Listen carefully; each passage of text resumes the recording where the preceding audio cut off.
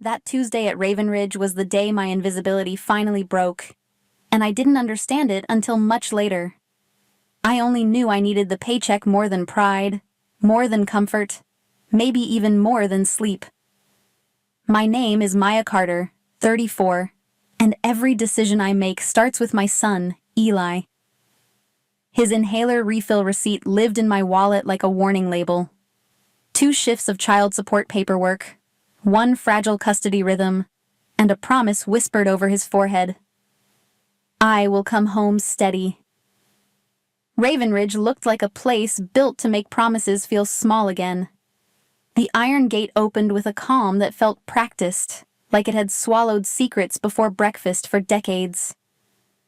I walked the gravel drive in sensible shoes, one bag bumping my knee, pretending I belonged on a road the county map barely acknowledged.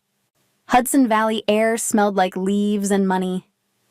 The mansion rose in stone and black iron, angles, clean windows, a distance from everything ordinary. From far away, it looked like a home. Up close, it felt like a set, waiting for actors. Even the silence sounded curated, as if the walls had learned to hold their breath. Marla Quinn met me at the side door, not with warmth, not with rudeness, but with the brisk efficiency of someone keeping a ship afloat in rough water. She guided me through a kitchen that smelled like coffee and caution. Heads lifted and dropped again, quick as shutters in a storm. I caught names on labels, schedules on clipboards, and the way hands moved when they were used to being watched. Nobody asked where I was from. Nobody asked about Eli. In places like this, curiosity can be a liability. Survival learns to look away first, before it costs you. In a narrow hallway behind the pantry, Marla showed me where the cleaning caddies lived, and that's where Tyler Boone found a moment to slip close. He didn't flirt or threaten. He just looked at me like a man who'd been awake for years. His warning came out as rules, not gossip. Keep your head down, agree fast, never stare, never snap your eyes away, and when she chooses a victim, become furniture. I took it in the way I take weather reports, not to argue, just to prepare. Then I tucked it beside my promise to Eli that morning. I spent the next hour learning Raven Ridge the way you learn a city when you can't afford to get lost.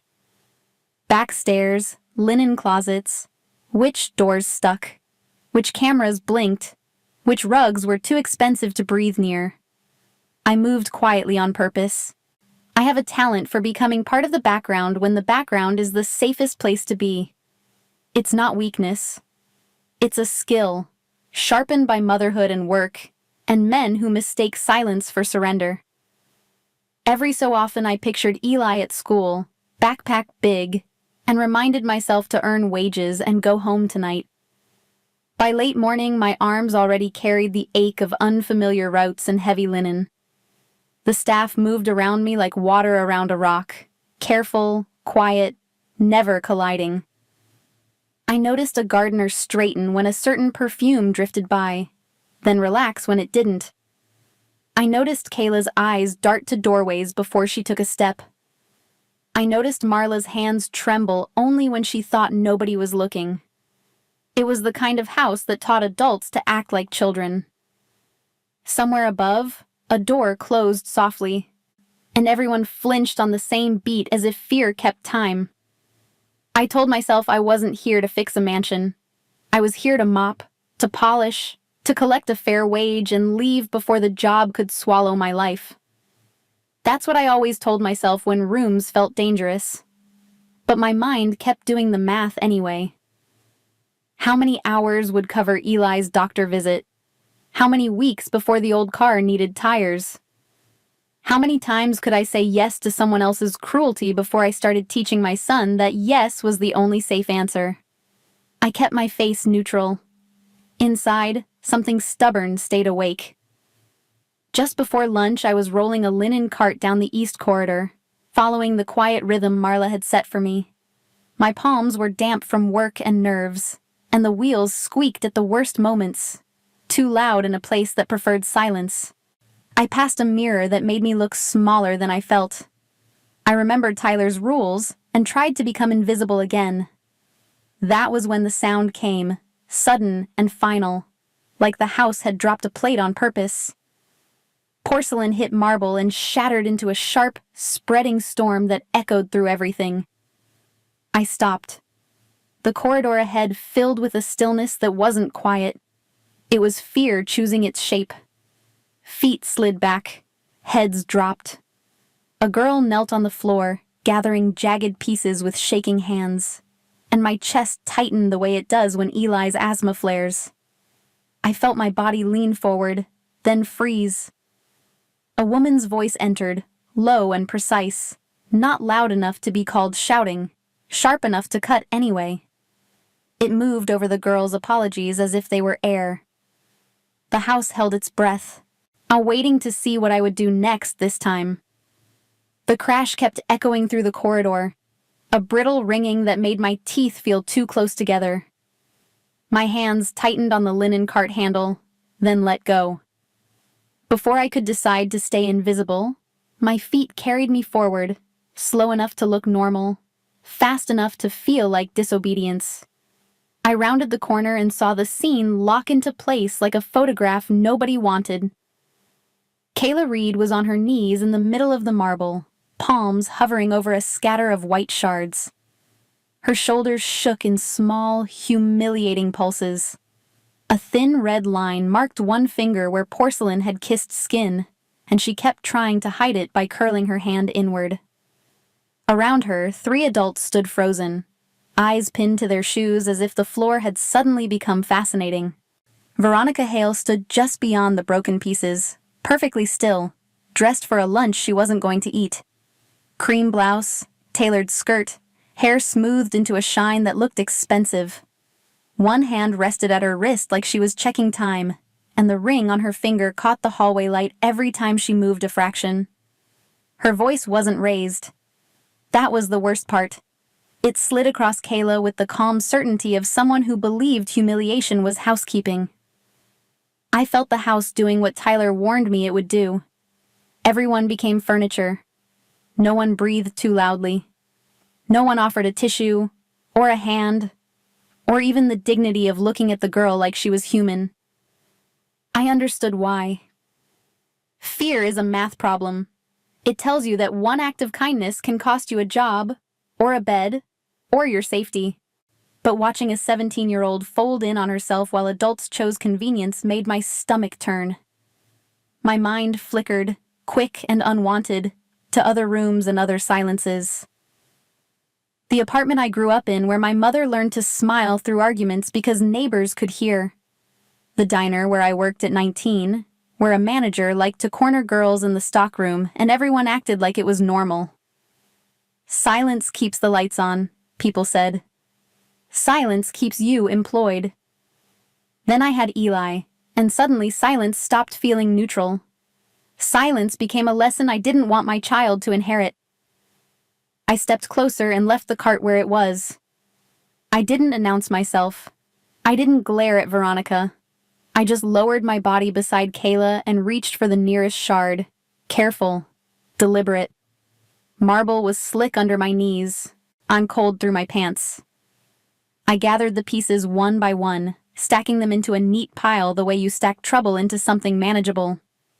In my head, I named the practical reason first, because practicality is a shield. Broken porcelain is a hazard. Somebody could slice a tendon. Somebody could bleed and still be expected to finish their shift. Kayla stared at me like I'd spoken a language she hadn't heard in years. Her breathing hitched, and I could feel her fear swing toward me, like she was terrified I'd just volunteered to be next. I kept my movements steady on purpose, the way I do when Eli watches me handle something scary. Slow hands say, "I've got this."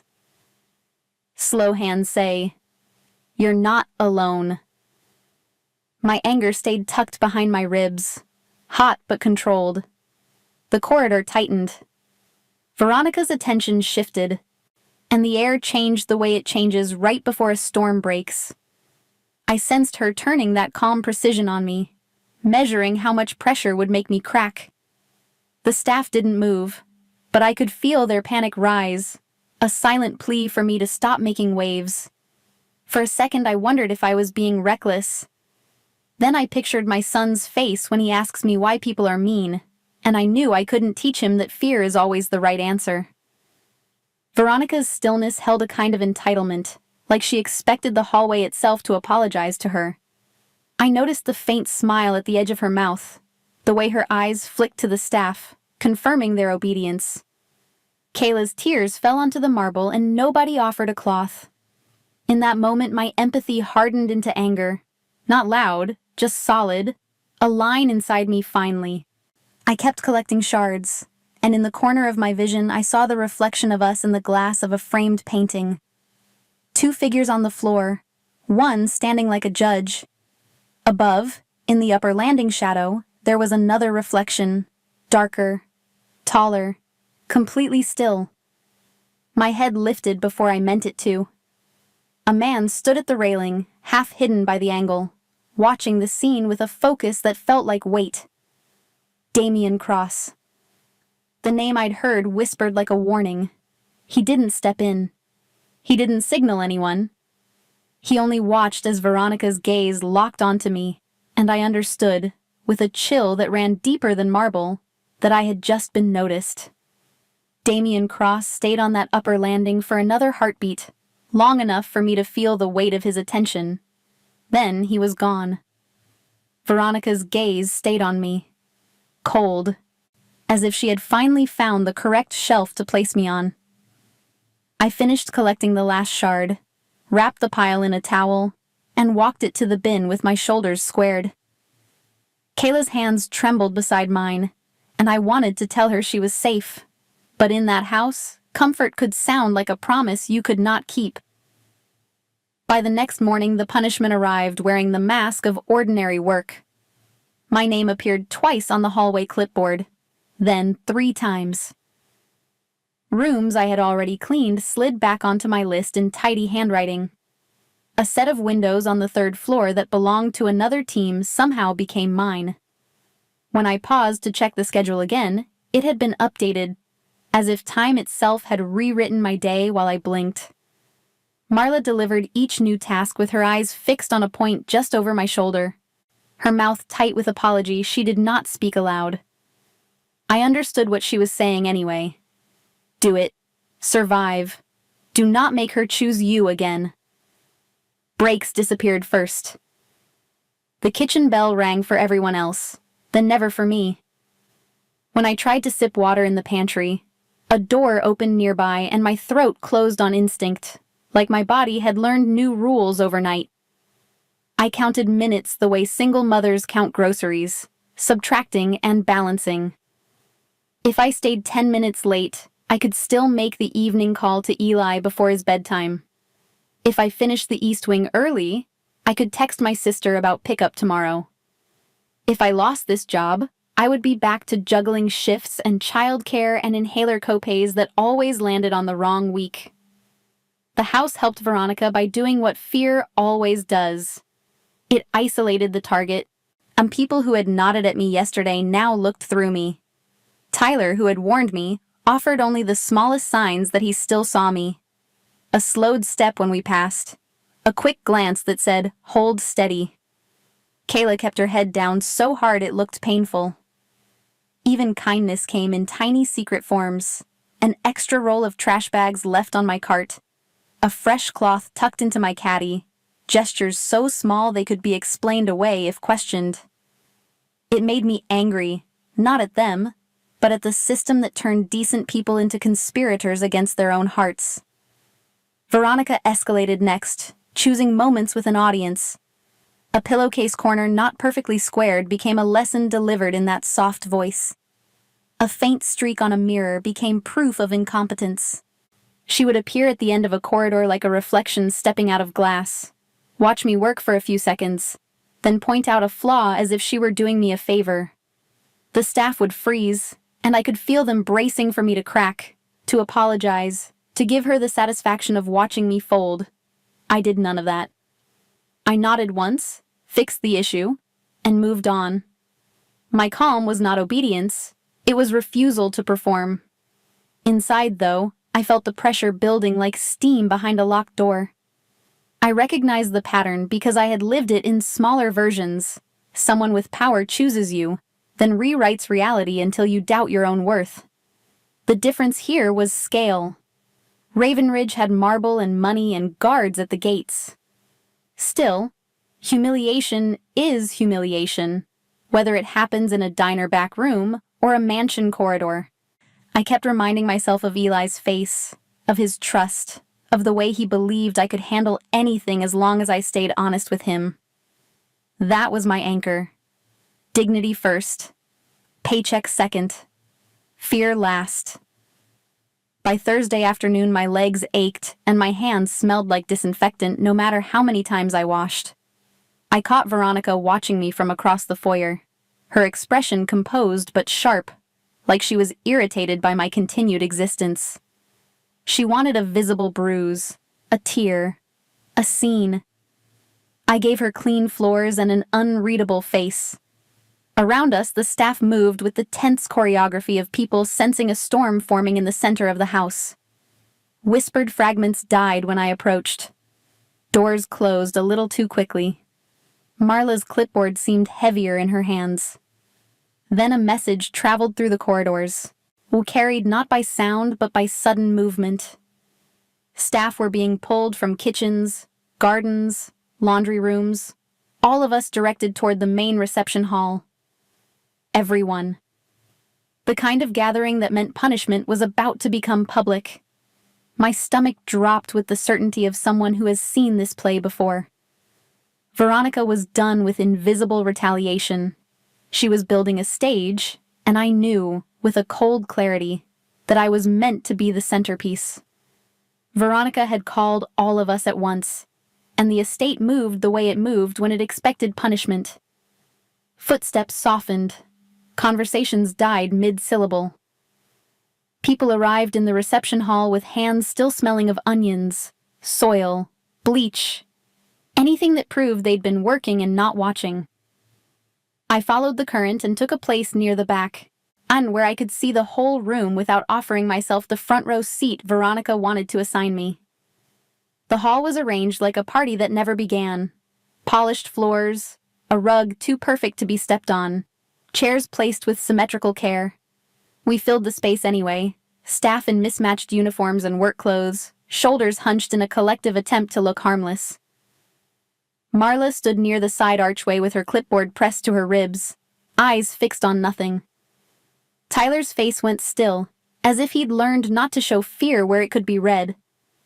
Kayla clung to the wall, shrinking into the wallpaper like she could become invisible again.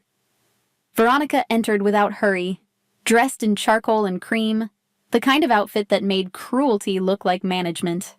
She carried herself like the building owed her rent, and the people inside it were part of the decor. With calm, practiced composure, she announced that her bracelet was missing. Rose gold. Sentimental. Irreplaceable. The way expensive things become irreplaceable when someone wants an excuse. She described her search, her disappointment, and her regret at having to involve the household at all. Silence gathered in the space she left between sentences, thick and obedient. I watched it land on shoulders and settle behind eyes. This wasn't about jewelry. It was about control, about reminding everyone that Veronica could turn any day into a trial whenever she pleased. Her gaze moved along our line with slow precision, tasting the fear she'd cultivated.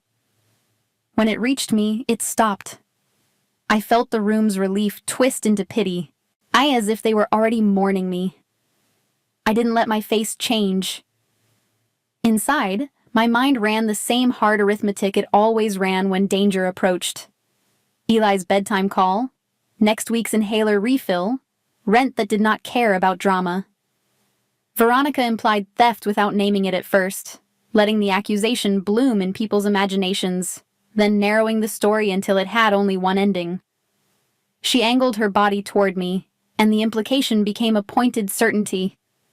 I gave her what was true and nothing else. I hadn't taken her bracelet. I hadn't touched her things. I didn't add apologies to soften the truth or panic to entertain the room. I didn't beg to be believed. I held the line the way I held Eli's hand near a busy street. Steady, non-negotiable, protective. Around me, heads stayed bowed. No one wanted to be caught supporting the wrong person. Veronica moved closer. Her heels clicked softly, each step measured, like she was pacing out the distance between authority and submission. Perfume reached me first, expensive and sharp. She stopped too close, using height and proximity as weapons.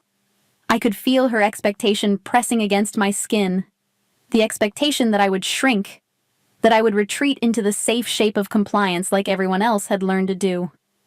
She spoke again, quieter now, as if offering me the chance to confess and save her the trouble. I heard the trap inside the gentleness. Confession would make the story neat. Confession would justify whatever came next. My stomach tightened, but my shoulders stayed level. I repeated my truth. I watched a flicker of irritation cross her face, so brief as a camera flash. Her hand lifted.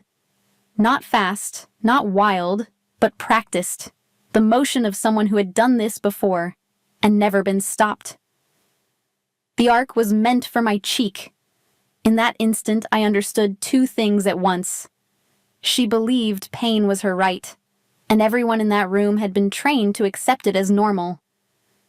My body moved before my fear could vote. My fist drove forward in a short, controlled line, built from shoulder and certainty. The impact sounded like a door closing hard in a quiet house. Veronica reeled into the side table, shock spreading across her features as if the world had broken its own rules. Chairs scraped. Someone gasped. Tyler lurched, then froze.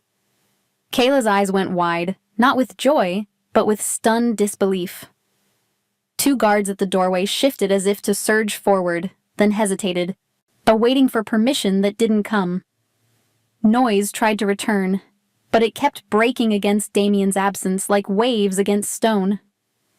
Marla's clipboard slipped an inch, then steadied. I saw Veronica's fingers touch her jaw, not to soothe pain, but to confirm that the impossible had happened in public. Her eyes searched for an ally and found only lowered gazes. My pulse hammered, yet my feet stayed planted. If I ran, I'd become guilty.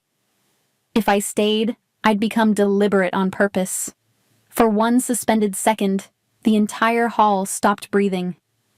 I felt the heat in my knuckles, the tremor in my wrist, and the sudden, terrible clarity that I had crossed a line you don't uncross. Then the air changed again, heavier, deeper, as if the house itself recognized a different authority entering the moment. I didn't have to turn to know a presence was there, ready to speak, ready to decide what my life would cost. The room tried to explode back into sound. A chair scraped. Someone inhaled too fast.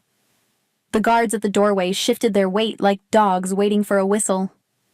Veronica clutched her jaw, eyes wide, and the staff pressed against the walls as if marble could swallow them. My knuckles throbbed, not from pride, but from the terrifying fact that I had just acted in front of witnesses. I tasted metal in my mouth even though I had not been hit. Kayla stared at me like I had changed the laws of gravity, and adults kept their gaze pinned low. Then the air deepened, as if the house recognized its true owner.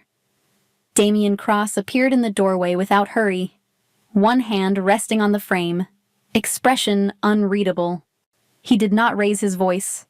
He did not need to. One quiet command left his mouth and the guards froze mid-step, muscles locking in obedience. The room reorganized around him the way iron filings snapped toward a magnet. Veronica's shock shifted into calculation. Marla's clipboard stopped trembling. I stood still, hearing my pulse in my ears, waiting to be erased. He looked from her to me, and nothing in him rushed. My mind ran through consequences in the same cold order it runs through bills. Fired meant no rent. Arrested meant no custody schedule, no bedtime call, no one to sign school forms. I pictured Eli's backpack by our door and the inhaler I kept in the side pocket, because I had learned to plan for the worst while smiling through it. I reminded myself I had not attacked first. I had stopped a slap. I had refused a lie. Still, Ravenridge was not a courtroom. It was a kingdom, and Damien was its law. He could ruin me with glances. Damien walked forward and the crowd parted without being told. He stopped close enough that I could smell soap under the darker scent of rain and leather. His eyes moved to my hand, then to Veronica's fingers, then to Kayla's cut. He asked for the reason behind what I had done, not as accusation, but as assessment, like a man deciding whether a tool was useful or dangerous. I gave him the truth in terms. She had tried to hit me for theft I did not commit. She had been hitting for years. Somebody had to stop it. Right now. For a long moment, Damien said nothing. His face remained composed, but something in his gaze shifted, as if a long-accepted nuisance had finally become unacceptable. He turned slightly, and giving Veronica only a brief look, the kind that stripped her performance of oxygen. Then he addressed the room with practical authority, signaling that the spectacle was over and everyone should return to their stations. The guards stopped moving. The staff exhaled carefully, like children told they could stand up again. Veronica stayed rigid, still trying to claim the room, but the room no longer belonged to her. Not today. We dispersed as if nothing had happened, but the house felt rewired. I pushed my cart, waiting for a hand to grab my shoulder, for orders to escort me out, for a slip with my name on it. None came. In the kitchen, a spoon clinked loudly and nobody flinched. In the laundry room, someone met my eyes, then looked away with a half-smile that didn't dare become full. Veronica moved through the afternoon like wounded pride in expensive fabric, speaking to no one, watching me from corners.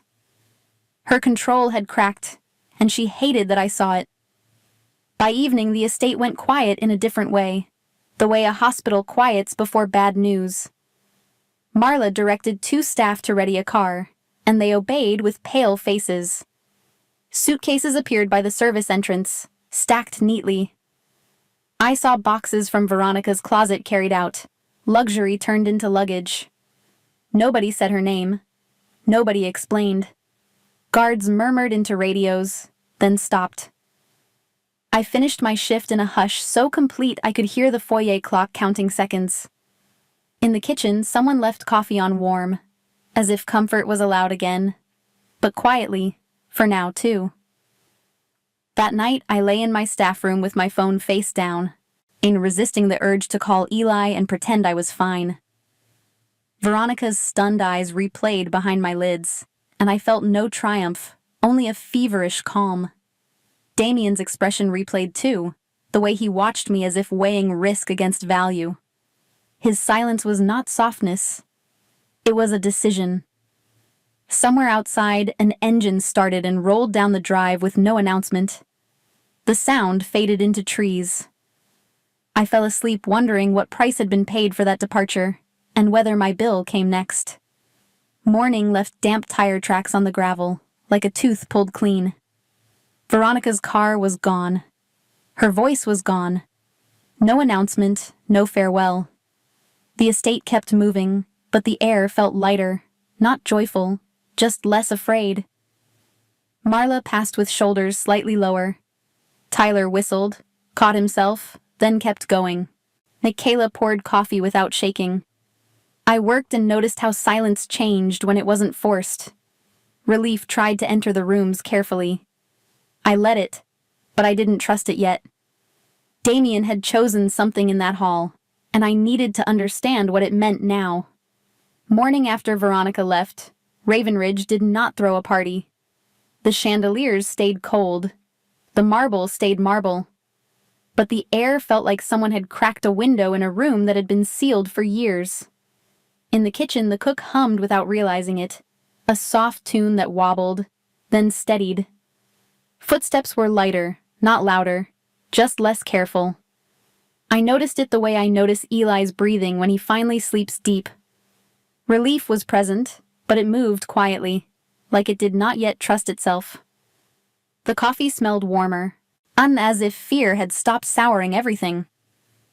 Tyler Boone was outside by the hedges, whistling a crooked little melody while he checked irrigation lines. He did not cut it off halfway through, the way he always had before. Marla's shoulders sat lower as she walked her rounds, and her clipboard no longer looked like a shield. Kayla poured orange juice at breakfast with both hands steady, then flashed a quick, surprised smile at something the dishwasher muttered under his breath. Nobody celebrated. Nobody said the name Veronica had left behind. We simply worked, and the work felt different because we were no longer bracing for a blade. I didn't let myself join the softness. I have learned that peace can be rented and then repossessed without notice. As a single mom, I count stability in days, not dreams. And I still did my morning sweep with the same rhythm, wiping fingerprints from banisters, replacing towels, checking corners for dust that could be used as evidence later. My phone stayed in my apron pocket, and each hour I calculated when I could call Eli, when childcare would switch hands, how much overtime might cover next month's copay. Hope is when you have a child depending on you. Veronica's absence didn't mean Raven Ridge belonged to us. The estate still carried Damien Cross the way thunder carries the storm even when the sky looks blue. His study light burned before dawn and after midnight, a rectangle in the east wing. Some mornings I saw him cross a hallway like a shadow with shoulders, flanked by men who spoke with their eyes. Other days he was nowhere, and yet schedules shifted as if he had touched them, and guards rotated with timing. Doors clicked shut behind him. Even when he wasn't in the room, people stood straighter, like gravity had changed. Still, tiny freedoms kept returning. In the pantry, someone laughed at a joke and did not clamp a hand over their mouth. The dishwasher played a radio at low volume, testing whether music was allowed again. Kayla asked for a bandage without whispering. Marla paused at my cart and left an extra microfiber cloth, the kind used on mirrors, a quiet way of saying she saw my work. Tyler moved a step closer when Veronica's name was mentioned, then relaxed when it wasn't. I watched all of it, cataloging change like evidence, because I needed proof before I could believe. About 10 days later, the estate's new quiet had settled into routine. Not happiness exactly, but steadiness. I finished my assigned rooms by late afternoon, and noticed the rose beds along the east wall were overgrown, stems tangled like they had been neglected during the chaos. Nobody asked me to fix them.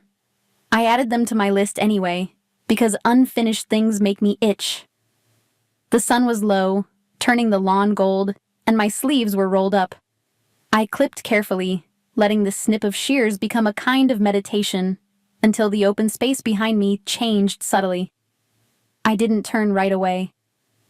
Outside, you can feel eyes differently than inside. They don't bounce off walls, they settle on your skin like sunlight. I kept pruning, pretending I hadn't noticed, because stopping too fast would have been its own kind of fear. My heart stayed steady, but my shoulders tightened. I told myself this was still a job, still a place where I should keep my head down. Then I remembered the reception hall, the single word that froze guards, the decision that sent Veronica away. Ignoring Damien Cross felt like disrespect. So I finally straightened and looked. He stood at the garden entrance, coat dark against the fading light, hands still, posture composed. No entourage this time, no noise, just presence. The distance between us was not far, yet it felt charged, like a wire stretched tight. I held my clippers loosely, not as a weapon, just as proof I had been working. He did not move closer. He simply watched me finish a cut, as if patience was his language. The leaves rustled, and somewhere inside the house a door clicked.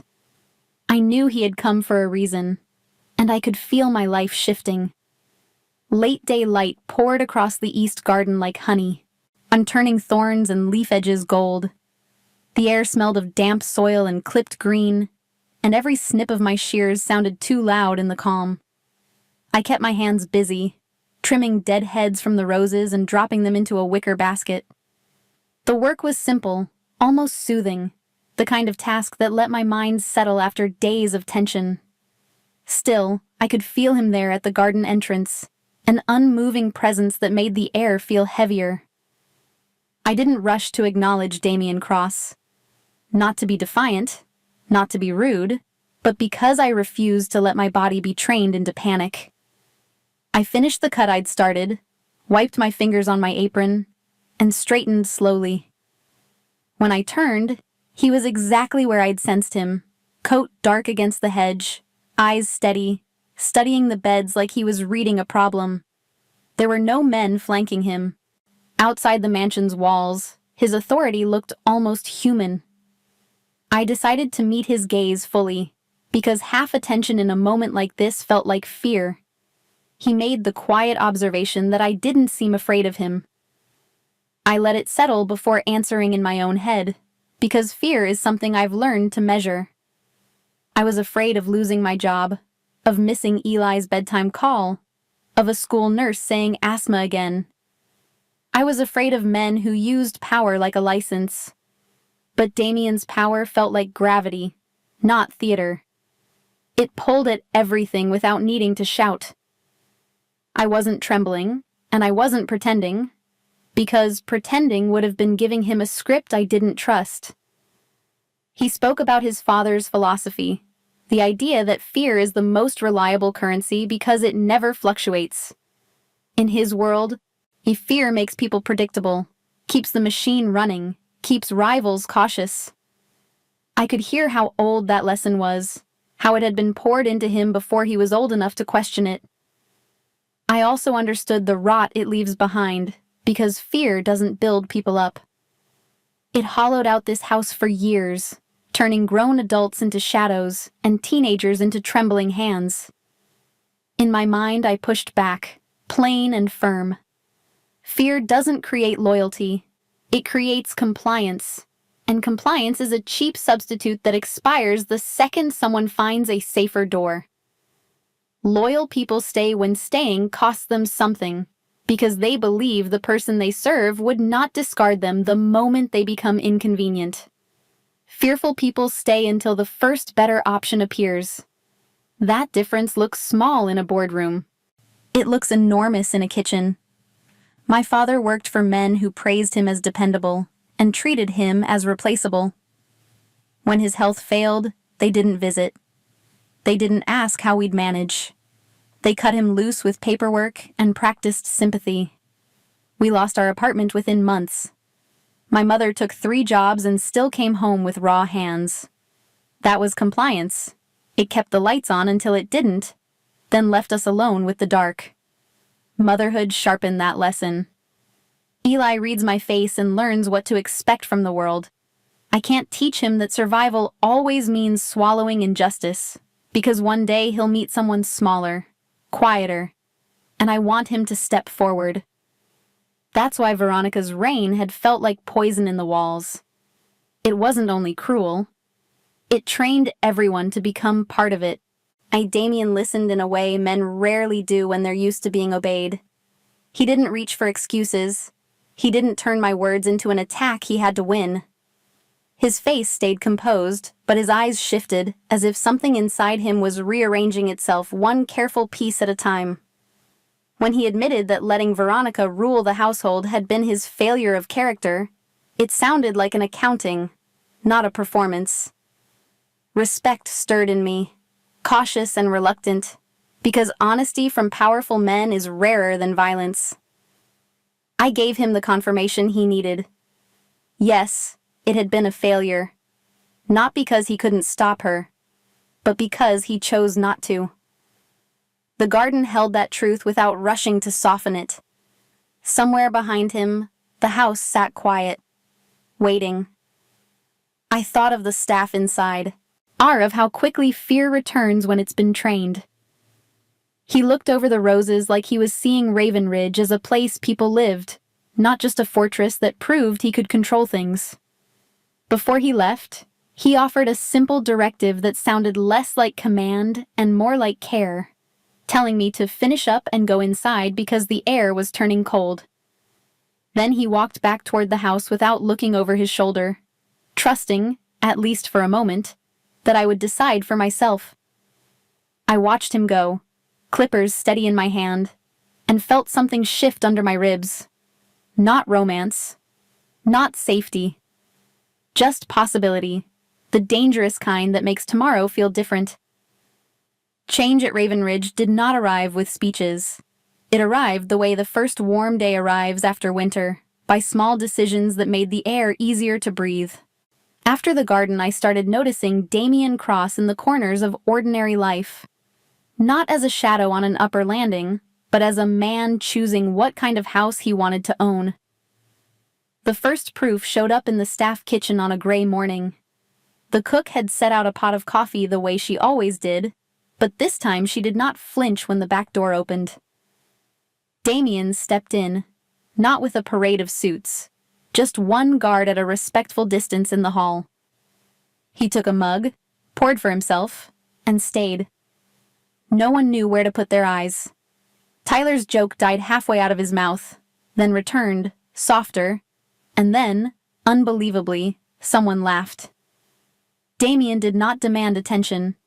He listened, the way a person listens when they are trying to learn a language they once mocked. And 2 days later, Marla slipped a single-page memo into the payroll folder, hands trembling as if paper could explode.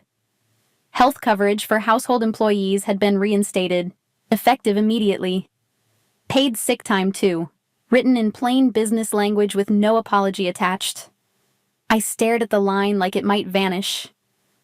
Eli's inhaler cost had been the kind of number that forced choices between groceries and breathing. I had never told anyone at Raven Ridge that my son counted his breaths on bad nights. Somehow Damien had found the broken place in the system and sealed it without fanfare. I folded the memo and put it in my apron like it was a fragile blessing I was afraid to drop. The next shift in him was harder to see because it belonged to his other world, the one that never showed itself fully in the hallways.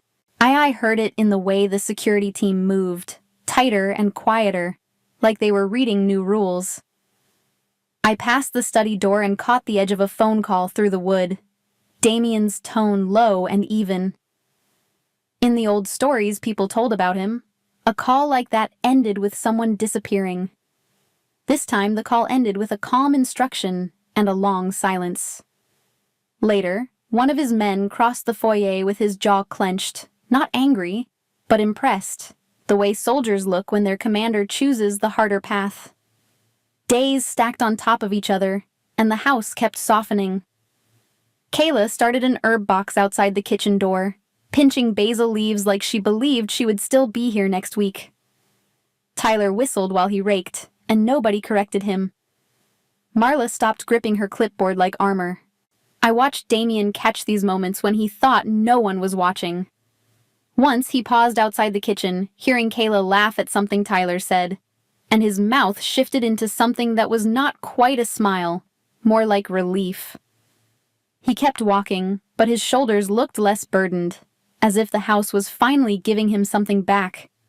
That was the part that unsettled me. I had come to Raven Ridge to earn money and go home. I had clear sightlines, work, mother, survive. Caring complicated everything. Each time I saw the staff relax, I felt a warmth that scared me, because warmth makes you stay. I had learned to leave before places could claim me. Now I was noticing the claim forming anyway, in the smell of coffee, in the quiet safety of a hallway where no one lowered their eyes. The city noticed too, even if I only caught it in fragments. Extra cars appeared at the gate some nights. Men I did not recognize came and went with briefcases and tense faces.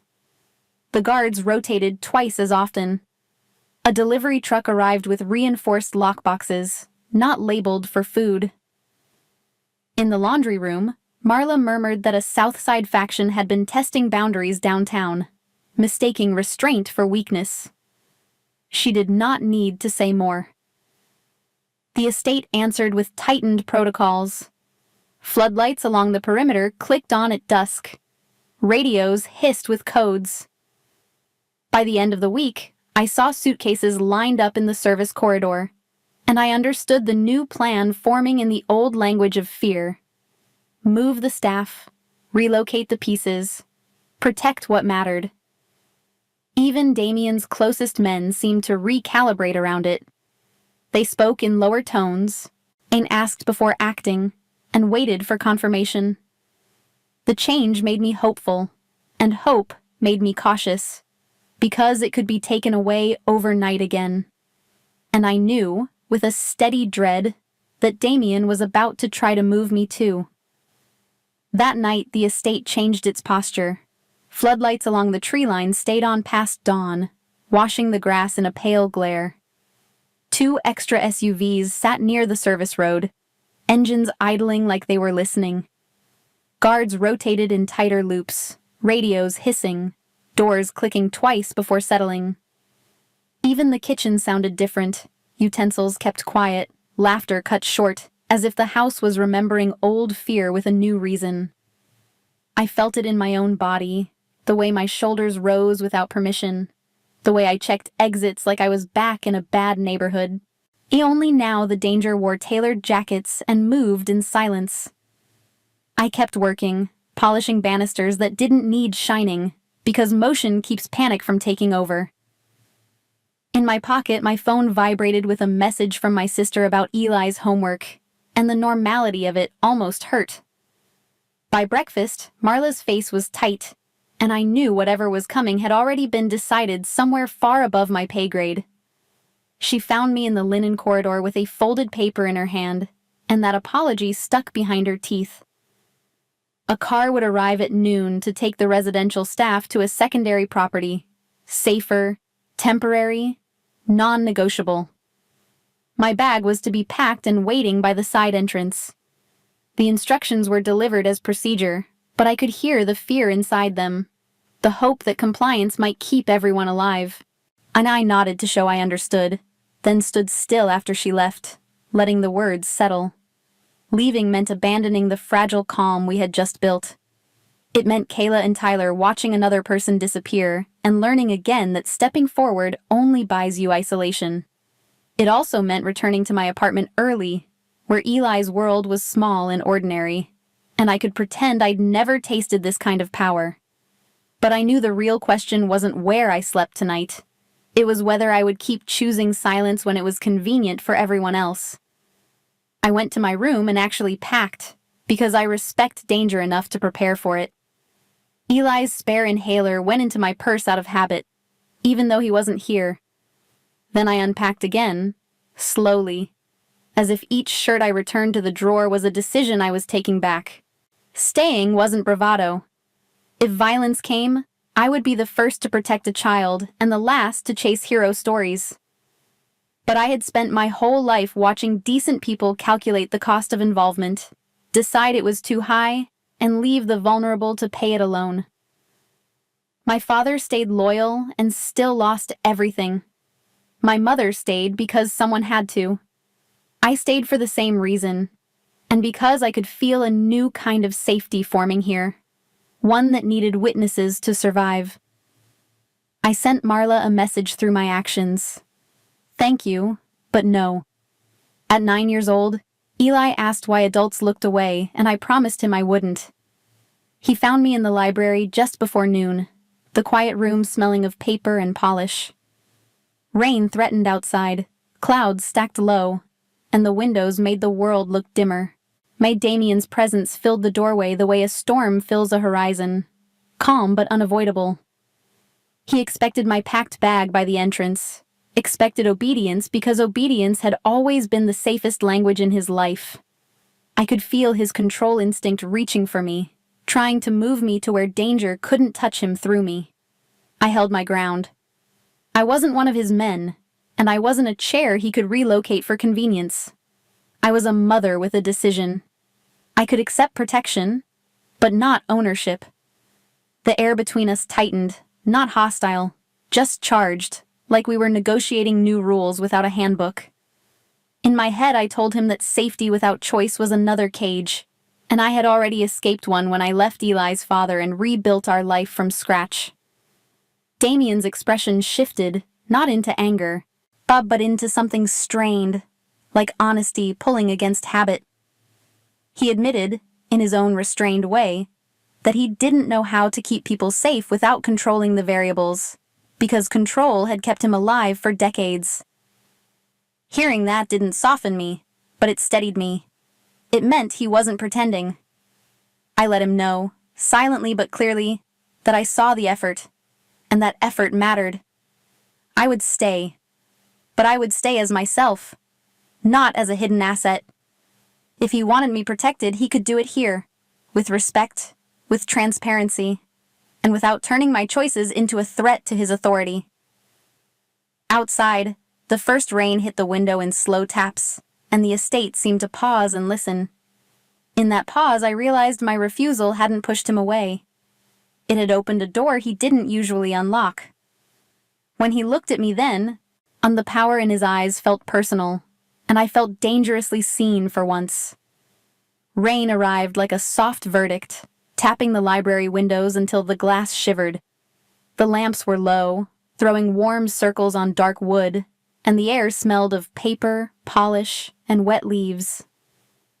Somewhere down the hall, boots crossed a runner carpet and measured steps, then stopped, as if the house itself was listening. I stood by the shelves, hands empty, trying to feel ordinary while my pulse still argued with my ribs. Staying had been my choice, but choices in places like Ridge always asked for proof. Damien was behind me, close enough to change the room's temperature. He didn't touch me at first. He simply took the chair opposite the fireplace and let silence stretch, the way he used to stop guards with a single breath. I watched his hands, scarred and steady, and noticed something new.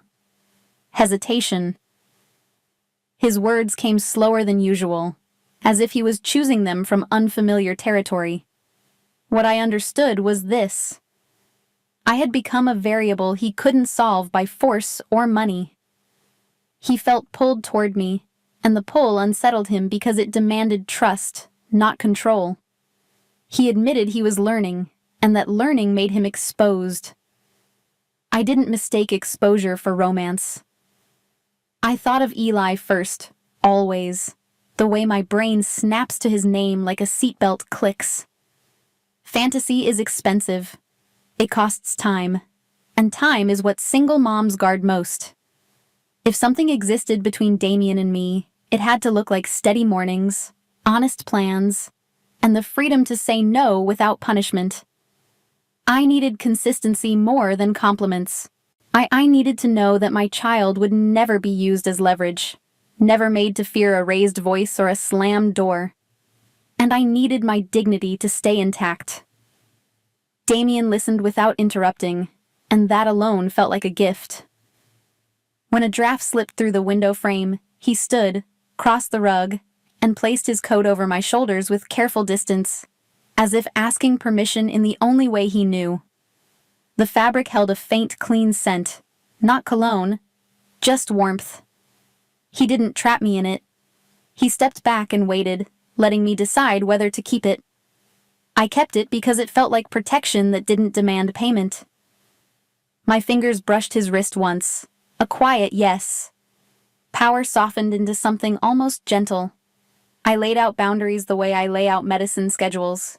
Clear, non-negotiable, written in my head. No secrecy games that left me explaining lies to my son. No moving me around like luggage when you get anxious. No intimidation in my space, and none anywhere near Eli, ever. If danger came, I wanted truth early, not after the fact. If you made promises, you kept them, even when it was inconvenient. I could handle hardship. I couldn't handle manipulation. I watched Damien absorb each line, not arguing, just recalibrating, as if respect was a skill he chose to practice. Something clicked then. Not fireworks, just a quiet alignment. For the first time, I saw a man who could command cities admitting he might need help with his own heart. He didn't say he was changing. He showed it by letting my terms stand. The room felt safer because he allowed it to be safer. That kind of restraint takes more strength than rage. And then I felt awe I didn't want. Awe creates attachment, and attachment is risky for someone like me. Still, I let myself breathe, and I imagined telling Eli that some men learn gentleness without losing power. The rain thickened outside, and the estate answered with movement. A radio hissed somewhere below the floorboards. A guard crossed the hall twice in the span of a minute, checking locks that had already been checked. Damien's attention flicked toward the window, then toward the corridor, as if he could hear threats traveling through water and wind. I felt the cocoon of our quiet moment thinning. The rival faction hadn't vanished. It was circling, waiting for a mistake. In my chest, motherhood flared again, that instinctive alarm that says run, protect, survive. I stayed still, refusing to hand fear back. And Damien didn't order me away this time. He stayed near the doorway, giving space, but his posture sharpened, the way it does when a man prepares to protect without announcing it. I understood choice to remain had changed his priorities, and that fact could draw fire. The thought scared me and steadied me, because it meant he was no longer protecting an image. He was protecting people. The coat on my shoulders felt heavier now, like a promise that would be tested soon. Outside, the rain eased into a drum. Beyond the gate, someone was deciding how to test him. At the first sharp chirp from the perimeter panel, the mansion's calm snapped. A red light blinked twice in the hallway and washed the portraits in a warning glow. Somewhere outside, floodlights swung across the trees like searching eyes. I heard boots run, then stop, then run again, uncontrolled but urgent. My stomach dropped, not from surprise, but recognition. Danger had finally decided to knock instead of hover, and I was standing in its doorway. Marla appeared at my elbow, guiding me with a touch that was more instruction than comfort, steering staff toward the inner sitting room. Doors latched. Curtains were drawn. Someone locked a cabinet as if silverware mattered in a fight. Kayla sat with her hands folded tight, eyes fixed on the rug. Tyler stood near the window, listening. In the hush, even breathing sounded loud, and every radio hiss felt personal as if it knew me. My mind didn't picture guns or headlines. It pictured Eli at the kitchen table, tongue between his teeth while he practiced spelling. It pictured his backpack hook by the door, the spare inhaler tucked into the side pocket. The way he says goodnight like he's making sure I'm real. I had promised to come home steady. Fear, for me, is always measured in whether my son loses me, so I kept myself calm and listening. Through the cracked door, I caught glimpses of Damien moving down the main corridor. Not rushing, not posturing, simply placing people like chess pieces with minimal gestures. His men responded instantly, spreading to stairwells, checking cameras, sealing the north wing. No shouting, no slammed commands. Just a tight efficiency that made the whole house feel smaller and safer at the same time. The storm outside stayed outside because he decided it would without a question. There was an easy path I could imagine, the one people whispered Damien used to take. Meet provocation with brutality so no one tried again. I felt that option in the air. A hot instinct, a promise of quick silence. Instead, he chose precision. He let the perimeter team shadow the intruders, identify the vehicle, cut their route, and push them away without turning the night into a message written in blood to prove power. The radios quieted in stages, like waves pulling back from shore. Floodlights steadied. A guard announced, through clipped signals I understood from faces alone, that the threat had retreated beyond the gate line. No chase into the dark, no trophy cruelty, only containment. I watched Damien stand at the foot of the stairs, shoulders squared, breathing slow, absorbing the adrenaline without spilling it onto anyone else. His restraint looked expensive, like it cost him deeply. When staff were released, People moved carefully, then faster, testing whether panic was still required. Kayla brushed my sleeve and snatched her hand back, embarrassed by needing comfort. Tyler let out a breath that sounded like a laugh he didn't plan. I didn't feel brave. I felt lucky. Still, I couldn't ignore one truth. Damien had protected us without turning us into props. That kind of protection was unfamiliar, and it softened something in me. Afterward, I found him alone in the foyer, not celebrating, not barking orders, just staring toward the dark windows as if he could see the road beyond the trees. His hands stayed loose, but the muscles in his jaw worked once, then stilled. I realized restraint wasn't kindness. It was discipline. It demanded he swallow instincts his father had praised. The cost sat on him like a coat he refused to remove, heavy and private. Before anyone returned to bed, Damien walked the staff line, and checking faces, counting heads, making sure fear hadn't left injuries behind. When his attention reached me, it softened by a fraction, and I felt the safety of being considered, not commanded. In that moment, he made a quiet choice that shocked me more than the alarms. He began planning for my life outside Ravenridge, asking, through action and tone, where my son fit in this. The mansion settled, but its silence had changed, built around care instead of intimidation. I went back to my room with rainwater on my hair, and warmth still clinging to my shoulders. Eli's face came to me, not as a warning, but as a future I might defend without lying. Downstairs, men reset the perimeter with quiet competence. The world outside remained dangerous, but inside Ravenridge, a new definition of home was forming for me. A few weeks later, Sunday mornings at Ravenridge had a color I never expected: gold. Sunlight slid through the kitchen windows, warmed the stone floor, and turned steam from the coffee pot into a soft veil. The house sounded human, not hunted. Someone set out mugs without flinching, and the front sitting room filled with quiet footsteps instead of tense silence. I sat near the window, hands around a cup, letting the smell of roasted beans settle my nerves.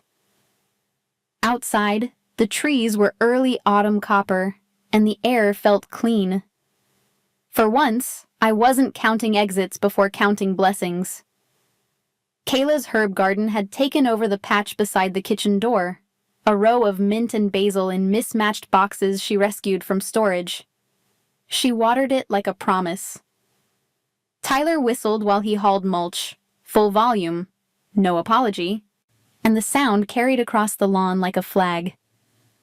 Marla moved through her rounds with shoulders that finally rested where shoulders belong, and she started meeting people's eyes again. Even the cook hummed openly, stirring soup as if nobody would punish joy. Small things, but small things are how fear leaves a house. I noticed each one, quietly. Eli came on a Friday evening, backpack bouncing, eyes scanning the driveway the way kids do when they've seen adults argue too often. He didn't say he was checking for danger, but I knew the pattern. It lived in me, too. He paused at the doorway, taking in the size of everything, then looked up at me for a cue. I kept my voice steady and my smile honest, the way I do when I want his body to relax. He explored slowly, touching nothing expensive, asking silent questions with every glance. I let him set pace, moment by moment. Damien didn't crowd him. That mattered more than grand gestures. He kept a respectful distance, hands visible, movement slow, letting Eli decide when to look at him. When Eli finally did, Damien lowered himself to a child's height by sitting, not looming, and the whole room felt safer because power chose quiet. He offered a simple kindness through action. A clean glass of water set within reach, a plate moved away from sharp edges, a guard redirected before his boots got too close. Eli watched, tested, then nodded to himself, as if approving a new rule. I exhaled, stayed present. Sometimes I replayed the corridor from my first week, the marble littered with porcelain. Kayla trembling. Adults pretending blindness was professionalism. I remember the moment my knees hit the floor and the air changed. Like the house recognized a rule had been broken. Back then, I thought I was only protecting a girl from shards. Now I see I was protecting something else too. The idea that dignity can survive inside fear. Everyone had stepped back because stepping forward felt expensive. I stepped forward anyway, and the cost was real, but so was the change that followed. It still amazes. What Damien built in his other life might be called an empire. But here, inside these rooms, he started building something harder. Fear can make people comply. It can keep heads down and hands quiet. I've lived that kind of order, and it always cracks when the first better offer arrives. Loyalty is slower, rooted in respect, fed by consistency, proven in small choices repeated until they become a culture. Damien learned restraint is not weakness. It is the discipline to protect without performing cruelty. Watching him choose that, again and again, taught me a new definition of strength today. On Sunday, Eli sat beside me with a cocoa mug, feet swinging above the floor, listening to Tyler whistle outside like it was the most normal sound in the world. Kayla snipped herbs for omelets, and Marla set extra napkins down without checking over her shoulder. Damien stayed near the doorway, present but not imposing, letting our little routine belong to us. I watched my son's shoulders drop a fraction, and relief hit me so hard I had to blink fast. Life was still complicated, threats still existed, but inside this house, fear no longer ran the schedule for us. If you take anything from my story, let it be this. Stepping forward is rarely dramatic, and it is never free. And sometimes it's just kneeling on cold marble to help a kid pick up shards while everyone else looks away. Sometimes it's refusing to be moved like luggage when your heart knows the right place to stand.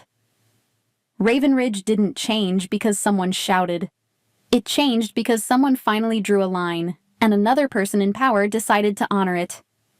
If this touched you, please like, share, and comment. When have you stepped forward, and what did it change today?